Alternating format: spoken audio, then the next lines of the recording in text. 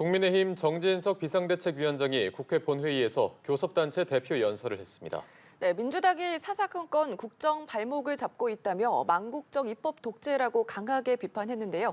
국회 취재기자 연결해 보겠습니다. 장보경 기자.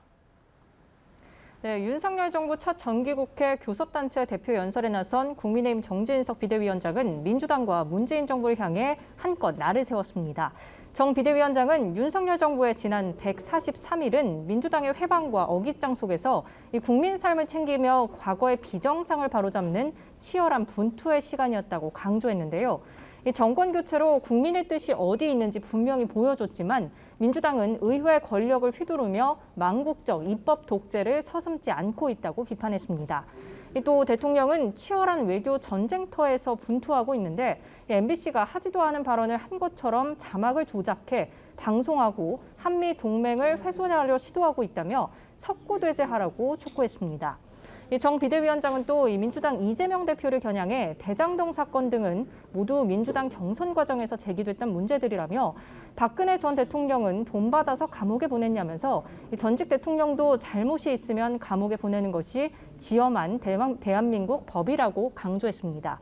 아울러 경제를 강하게 만들겠다고 공언하는 한편 집권 여당으로서 부족함을 고백하고 사죄하면서 새롭게 변화하겠다고 약속했습니다.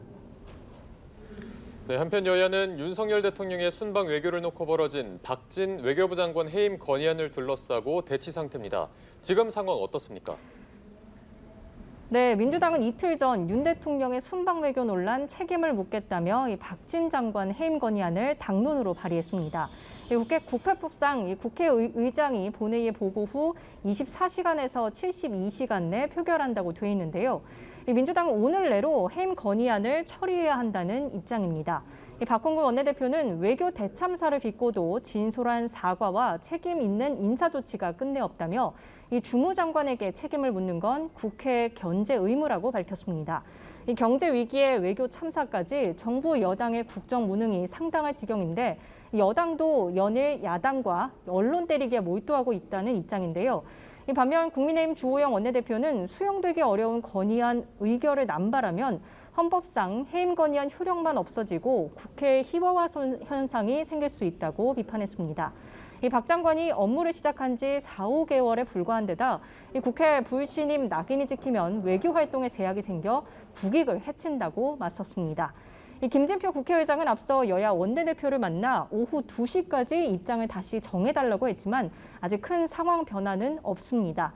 국무위원 해임 건의안은 무기명 투표로 거쳐 과반 찬성, 그러니까 150명 찬성으로 의결되는데요. 민주당이 현재 169석이라 단독으로도 의결이 가능하지만 통과되더라도 법적 강제력은 없습니다. 지금까지 국회에서 전해드렸습니다.